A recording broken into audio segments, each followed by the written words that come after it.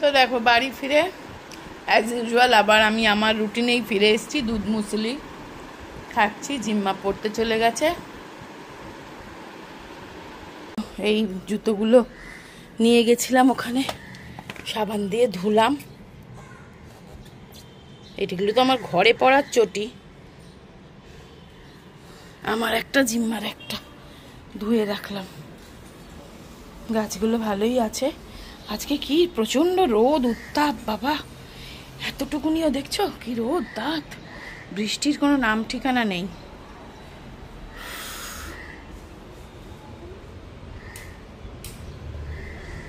দেখো পড়ে ফিরে গেছে। খাও। চলো, আজকে তো প্রচন্ড গরম, মানে দীঘাতেও মারাত্মক গরম ছিল প্রচন্ড, এখানেও প্রচন্ড গরম, কিন্তু এখানে তো কাজগুলো তো করতে হবে বলো না। আর আমার চোখে না একটু লাল মতন কি হয়েছে, একটা কিছু ইনফেকশন হয়েছে আর কি, সেটার জন্য একটু চোখটা ব্যথাও আছে। তো চলো, অনেক সমস্যা আর বলো না।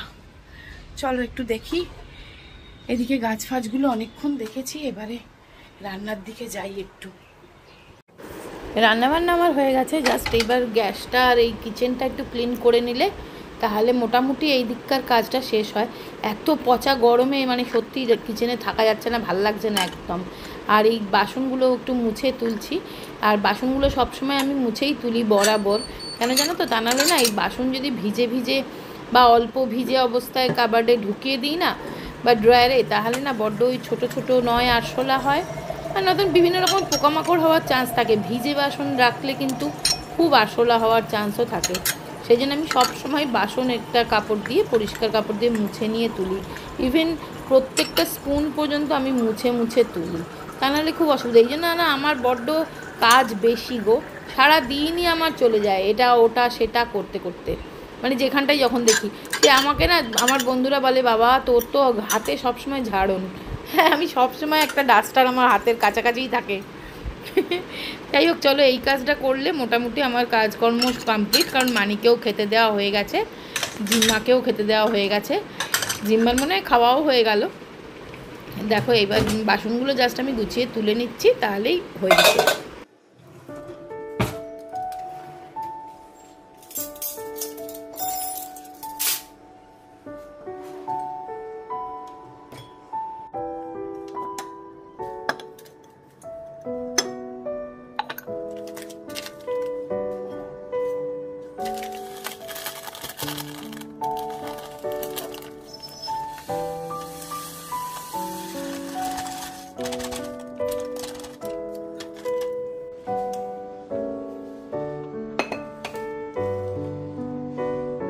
তো চলো মানিকে খেতে দিলাম।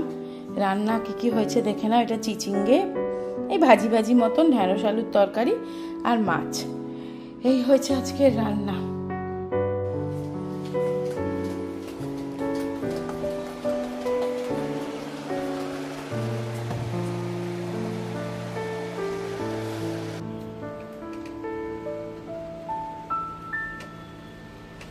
আর আজকে কাঁচাও হয়েছে প্রচুর, জানো, কোথাও থেকে আসলে যা হয় আর কি, প্রচুর কাচতে হয়।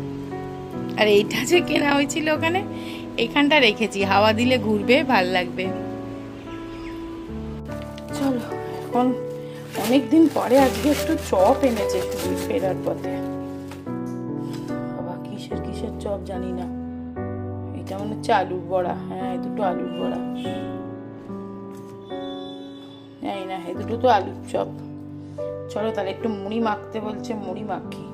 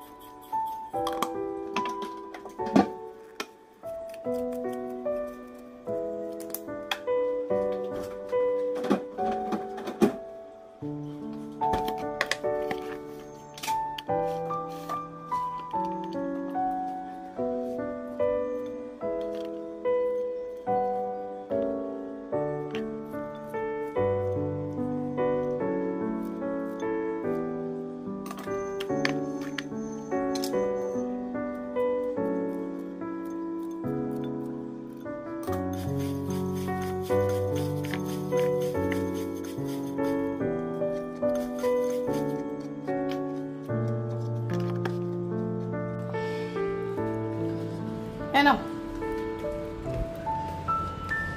বারান্দায়।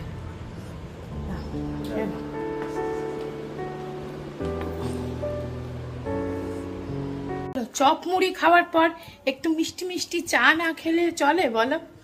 তো চলো চাটাই বসিয়েছি, চাটা বানাই। আর রাত্রে রান্না করব হচ্ছে তোমার পনিরের তরকারি করব। পনিরটা আনিয়েছিলাম, তো পনিরের তরকারি করব আর রুটি। চলো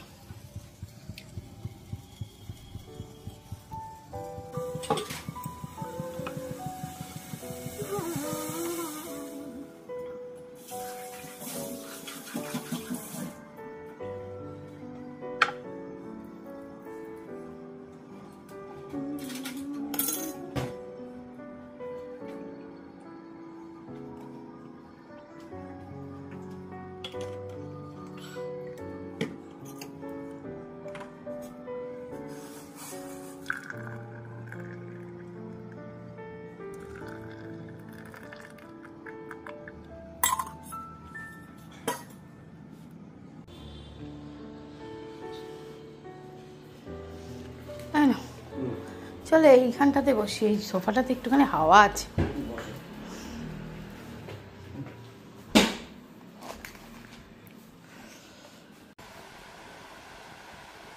আমার ওই মেয়েটা আনবে লন্ড্রি থেকে জামাটা, ওই আমার সালোয়ারটা। হ্যাঁ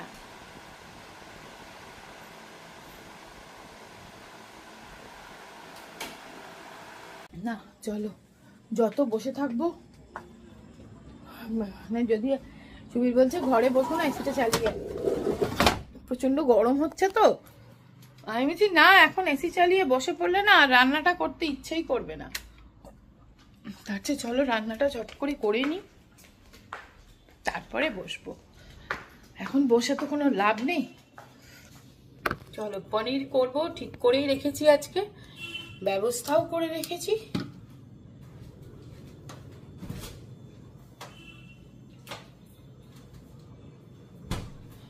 আমি সবসময় আমুল পনিরটাই প্রেফার করি, এবারে এনেছি এই গোবর্ধন পনির, কারণ আমার একটা বন্ধু বললো গোবর্ধনের পনিরটাও নাকি খুব ভালো।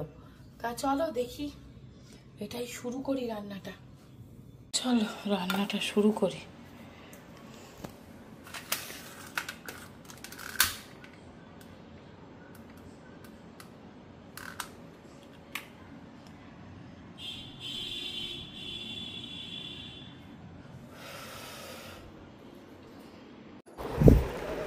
তো চলো আজকে বানাবো কড়াই পনির। আগে আমি তোমাদের সাথে শাহি পনির রেসিপি অনেকবার শেয়ার করেছি, তো আজকে বানাবো কড়াই পনির, একদম রেস্টুরেন্ট স্টাইল। তো দেখো আগে পনিরটাকে ছোট ছোট টুকরো করে পিস করে যেমন পছন্দ তেমন কেটে নিতে হবে। আর অবশ্য মানে ধরো এই ধরনের রেসিপিতে রেস্টুরেন্টে শাহি পনির বা কড়াই পনিরে পিসগুলো পনিরের একটু বড় বড় থাকে, কিন্তু আমাদের বাড়িতে একটু ছোট ছোট পিস করলে খেতে ভালো লাগে, ভালোবাসে সবাই, সেই জন্য আমি একটু ছোট ছোট পিস করেই কেটে নিলাম। আর অনেক সময় পনির না ভাজলেও কিন্তু চলে, অনেক রেসিপিতে পনির ভাজে না, আবার অনেক রেসিপিতে দেখবে পনিরটা হালকা ভেজে নিতে হয়। তা আমি কিন্তু পনিরটা হালকা ভেজে নেব, তাহলে টেস্টটা অনেক বেশি লাগে পনিরের। আর দেখো নিয়েছি আমি হাফ ক্যাপসিকাম, ক্যাপসিকামগুলোকেও কেটে নিচ্ছি, বড় বড় কিউব করে কেটে নিতে হবে, যেরকম কড়াই পনিরে থাকে না, কড়াই চিকেন, কড়াই পনিরে দেখবে বড় বড় করে কাটা এরকম ক্যাপসিকাম, পেঁয়াজ, টমেটো কিউব কিন্তু থাকে, যেগুলো মুখে বেশ ভালো লাগে খেতে। তাই জন্য দেখো আমি ক্যাপসিকামটা কেটে রাখলাম, টমেটোটাও বড় বড় কিউব করে কেটে রাখলাম, আর এবার পেঁয়াজটাও যেরকম বড় বড় টুকরো টুকরো করে কেটে রেখে দিলাম। এগুলো আমি একটু পরে ইউজ করব। আগে দেখো কড়াইতে আমি হোয়াইট অয়েল দিচ্ছি, সাদা তেলে করব রান্নাটা। তারপরে পনিরগুলোকে হালকা সতে করে নেব, পনিরগুলো দিয়ে দিলাম, দিয়ে আমি একটুখানি স্পিড করে দিয়েছি ভিডিওটা, নাহলে অনেকটা লেন্দি হয়ে যাবে, তো তোমাদের ভালো লাগবে না, সেই জন্য একটু স্পিড করে দিয়েছি, কিন্তু আমি বলে দিচ্ছি স্টেপ বাই স্টেপ। তো দেখো একটু পনিরটাকে যখন হালকা কালার ধরে যাবে একটু, আর আমি না সবসময় এরকম কাজ করতে করতে বা রান্না করতে করতে আশপাশগুলো ক্লিন করতে থাকি, যাতে পরে চাপ না পড়ে। তো এই দেখো আমার পনিরগুলো হালকা গোল্ডেন কালার এসে গেছে, তখন আমি পনিরগুলো তুলে রাখছি, একটা কন্টেনারে তুলে রাখবো, মানে যে বাটিটাতে আমি তরকারিটা করে রাখবো একেবারে সেই বাটিটাই বের করে নিয়েছি, তার মধ্যেই আমি পনিরগুলো একদম উঠিয়ে দেবো। এবার যেটা করতে হবে, কড়াই ওই তেলেই আমি দিয়েছি একটু অল্প একটা ছোট পেঁয়াজ আর আদা রসুন, অল্প এক ইঞ্চি মতন আদা আর 4টে মতন রসুন বেটে, পেঁয়াজ আদা রসুন বাটা কড়াই দিয়ে দিয়েছি। এবার তার সাথে আমি কয়েকটা জিনিস আরও মিক্স করব, যেমন এটাতে একটুখানি কাজু বাদাম বাটা দেবো। তা আমার কাজু বাদামের প্যাকেটটা কাটতে হবে, কাজু বাদামটা ফুরিয়ে গেছে, মানে যেটা ঢালা ছিল সেটা শেষ হয়ে গেছে। তো চলো কাজু বাদামটাই আগে কেটে নিই। আর এই কাজুর প্যাকেটটা না আমি গোয়া থেকে কিনে এনেছিলাম, গোয়া থেকে 2 প্যাকেট এরকম কাজু কিনে এনেছিলাম। তো সেই ওই কাজুগুলো ভীষণ ভালো, আর গোয়ার মানে কাজুগুলো একটু দামটাও কম। তো দেখো একদম বড় বড় গোটা গোটা কাজু, এগুলো না এমনি ফ্রাই করে খেতে বা এমনি পায়েসে দিলে এতে দিলে বেশি ভালো লাগে। তো এখান থেকেই আমি ধরো এই 6 থেকে 7টা, বেশি না 6টা মতন কাজু নিয়ে নিলাম আলাদা করে। সেটা আমি বাটবো টক দই দিয়ে, টক দই আর কাজু একসাথে পেস্ট করব। আর আমি না যে কোনো ড্রাই ফ্রুটস বলো, ধরো কাজু, তারপরে আলমন্ড, তারপরে তোমার কিশমিশ, এইগুলো কিন্তু সবসময় আমি ফ্রিজেই রাখি, ভীষণ ভালো থাকে। আর পোস্তটাও আমি সবসময় ফ্রিজে রাখি, ফ্রিজে পোস্ত রাখলে অনেক দিন, আমার যেহেতু বেশি করে পোস্ত আনা হয় তো অনেক দিন স্টে করে। এবার দেখো ওই যে পেঁয়াজ আদা রসুন যে পেস্টটা আমি একটু ভাজা ভাজা হতেই ওই ক্যাপসিকাম আর পেঁয়াজ আর টমেটো যে বড় বড় করে কেটে রেখেছিলাম সেগুলো জাস্ট মিশিয়ে দিলাম, একটুখানি মশলার সাথে কষিয়ে নিচ্ছি মশলাটা যেটা দিয়েছিলাম। এবারে দেখো রেগুলার যে মশলা দেয়, একটু হলুদ গুঁড়ো, একটু কাশ্মীরি লঙ্কার গুঁড়ো এখানে অ্যাড করে দেওয়ার পরে আমি ওই কাজু আর দইয়ের যে পেস্টটা সেটা অ্যাড করে দিলাম। এত ভালো খেতে হয় না এটা, ক্যাপসিকামের গন্ধটা ভীষণ ভালো লাগে, একদিন ট্রাই করে দেখো। আর কাঁচা লঙ্কা দিয়েছি, আর তারপরে পনিরগুলো দিয়ে দিলাম। পনির তো সেদ্ধ হওয়ার কোনো ব্যাপার নেই, একটু জাস্ট মাখা মাখা কাইটা একটু শুকিয়ে এলেই আমি নামিয়ে দেবো। একটু ধনেপাতা দিয়ে দিলাম, ফ্রেশ ধনেপাতা থাকলে দেবে, নাহলে না দেবে। কাসুরি মেথিও দিতে পারো, আমি আজ আর কাসুরি মেথি দিইনি কেননা যেহেতু ধনেপাতা দিলাম। এবার দেখো ওপর থেকে একটু ফ্রেশ ক্রিম দিয়ে দিচ্ছি, ফ্রেশ ক্রিমটাও অপশনাল, দিতেও পারো নাও দিতে পারো, আমি যেহেতু এনেছি তো দিলাম। আর তা নাহলে অনেক সময় ফুল ক্রিম দুধ হলে দুধের ওপরের যে ক্রিমটা ওঠে সেটাও দিতে পারো, সেটা দিলেও খুব ভালো টেস্ট হয়। তো দেখো আমার কড়াই পনির কিন্তু একদম রেডি। কড়াই পনির বানাতে বানাতে আমি কিন্তু গিয়ে ভাজা ভাজা হয়ে গেছি একদম।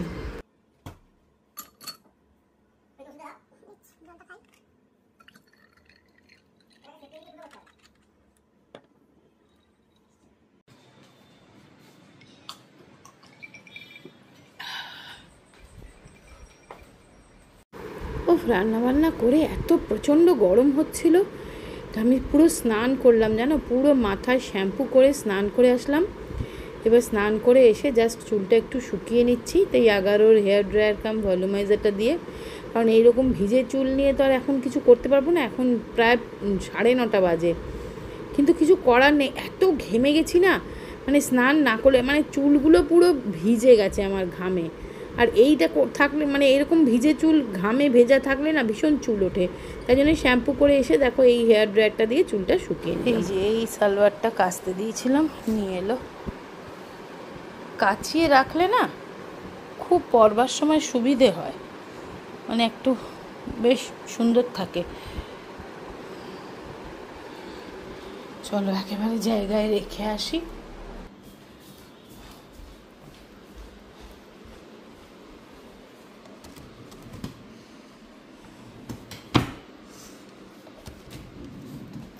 এই যে দুপাট্টাটা রাখা আছে, দুপাট্টাটা আর কাচতে দিইনি, ব্যাস। তো চলো ব্রেড সেঁকছি, এত প্রচণ্ড গরম না।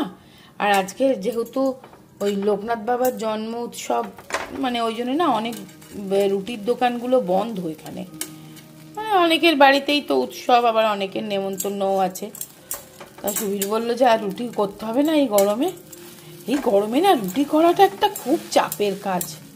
বললো ব্রেড আছে, ব্রেড করে নাও, ব্রেড ব্রাউন ব্রেড রয়েছে, ওই জন্য ব্রেডটা একটু সেঁকে নিচ্ছি। আর তরকারি তো করেইছি,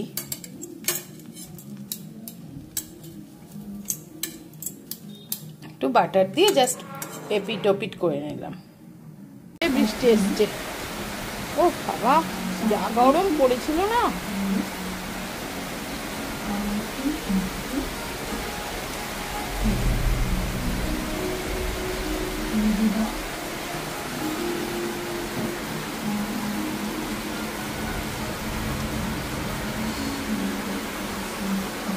রাত্রেবেলা বৃষ্টি এসছে, ভালোই হয়েছে।